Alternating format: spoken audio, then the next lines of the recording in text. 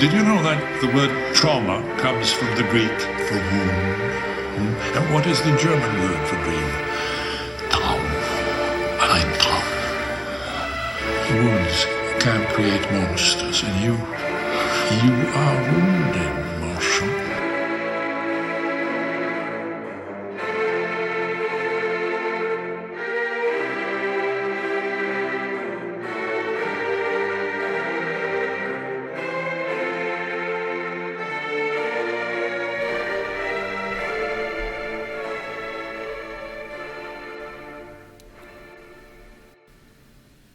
Bonjour ou bonsoir, vous êtes sur le podcast Spirale 1894, je suis Spirale 1894.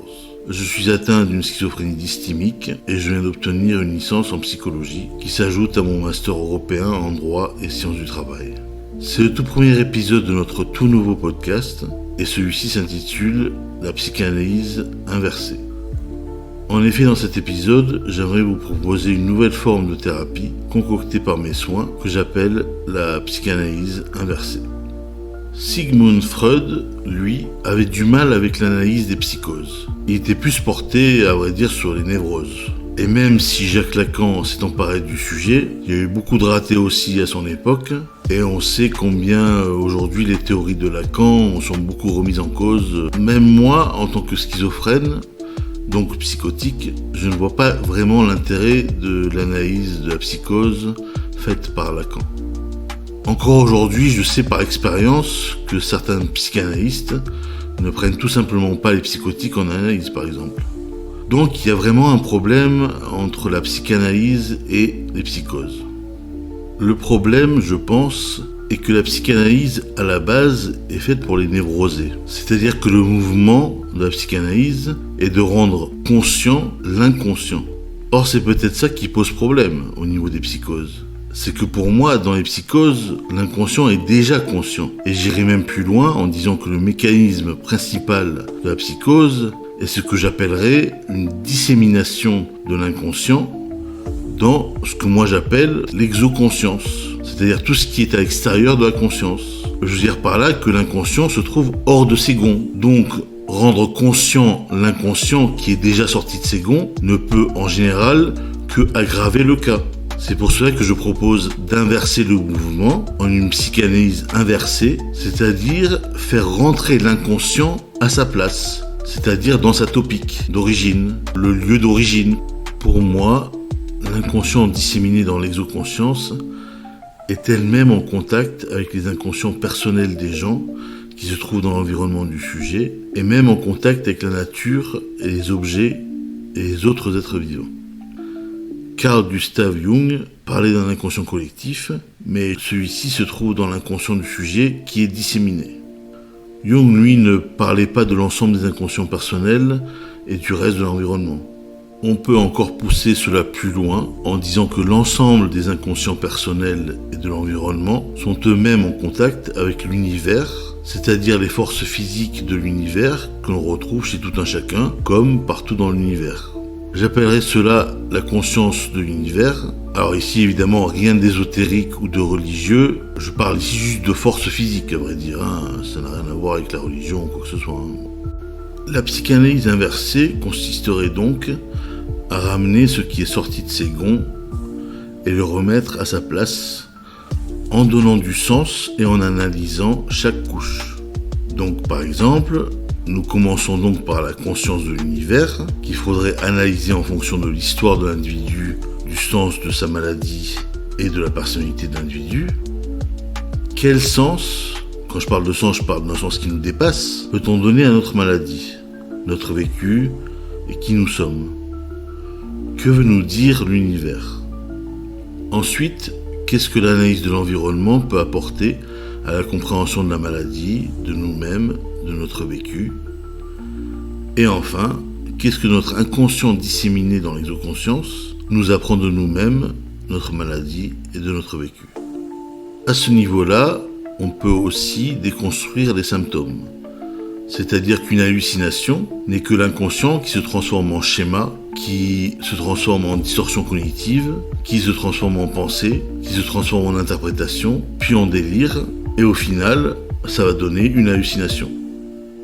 La psychanalyse inversée est donc à la fois une déconstruction fonctionnelle, mais aussi une déconstruction structurelle des symptômes. Elle est aussi une analyse totale, dans le sens où, on l'a vu, elle est horizontale, c'est-à-dire qu'elle va de l'inconscient de l'individu à l'exoconscience et à l'environnement, et verticale, parce qu'elle va de l'univers à l'inconscient, mais elle prend également en compte le futur, puisque je crois que l'homme est une équation, et que penser au futur donne un sens à ce que l'on vit et ce que l'on a vécu. Je vais même plus loin et je prends en compte la conception que l'individu a de ce qui se passe après la mort. Ça aussi peut faire sens. Attention, je ne suis pas du tout religieux, je n'ai rien contre les religions, mais là je parle de spiritualité, pas du tout de religion. On reparlera de ce concept d'équation quand on parlera de plus de philosophie dans les podcasts qui viendront plus tard. C'est aussi une analyse qui doit se faire sur le mode d'un entretien semi-directif, c'est-à-dire que le psychanalyste doit diriger un minimum l'entretien. Ceci parce que d'une part, la personne ne va pas forcément spontanément avoir l'idée de faire ce travail spécifique, et puis d'autre part, l'individu ne va pas forcément savoir par quoi commencer, et une explication de ce travail est nécessaire en amont.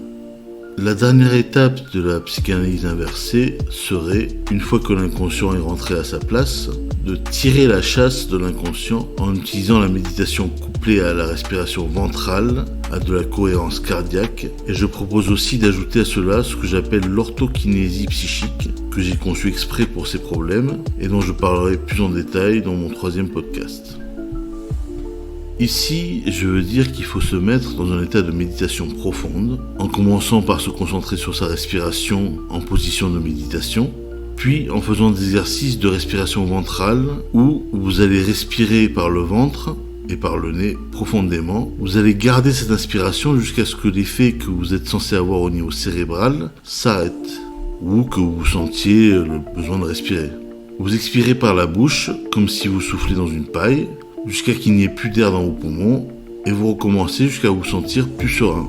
À ça, vous ajoutez de la cohérence cardiaque, c'est-à-dire que vous faites tout ce que je viens de vous dire, mais sur un rythme qui favorise la cohérence cardiaque. La cohérence cardiaque est une manière de respirer sur un certain rythme qui va mettre votre respiration et votre cœur en phase. Ceci permet de ralentir les pensées du cerveau et donc de se calmer.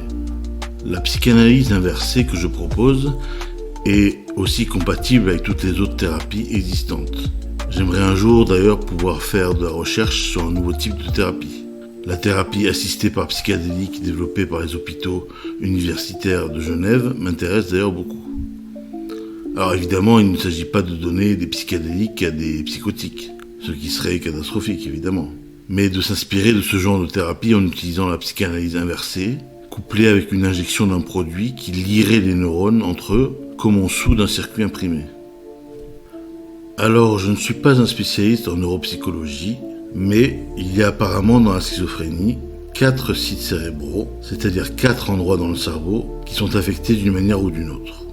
Tout d'abord, il y a le striatum, qui régule notamment la motivation et les impulsions, qui se trouve au centre du cerveau, et qui, lui, dans la schizophrénie, a un taux de dopamine trop élevé. Je rappelle que la dopamine est un neurotransmetteur du plaisir et que les neurotransmetteurs sont, eux, des composés chimiques libérés par les neurones qui favorisent ou s'opposent à la transmission de l'influx nerveux d'un neurone à l'autre.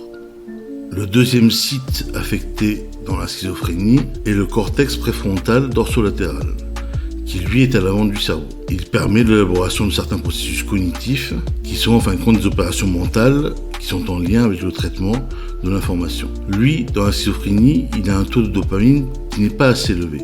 Le troisième site affecté dans la schizophrénie sont les ventricules. Les ventricules sont un ensemble de cavités à l'intérieur du cerveau. Eux, dans la schizophrénie, ils sont hypertrophiés, c'est-à-dire trop grosses. Le quatrième site est le cervelet, qui est situé à l'arrière du crâne et qui a plusieurs fonctions. Et lui, dans la schizophrénie, il a aussi certaines anomalies. On peut aussi parler, en dehors de ces 4 sites, d'un déficit en glutamate. Le glutamate étant un neurotransmetteur favorisant la transmission de l'influx nerveux, mais on peut aussi parler d'un blocage de sites de NMDA, c'est-à-dire ce sont des récepteurs du glutamate. Dans les nouvelles thérapies, il faudra aller au-delà des problèmes de dopamine, de glutamate et de tout ce que je viens de lister. Peut-être y a-t-il une variable confondue quand on touche à la dopamine, au glutamate, aux effets de l'olanzapine, qui est un médicament que l'on ne voit pas et qui est commune à tous ces sites cérébraux.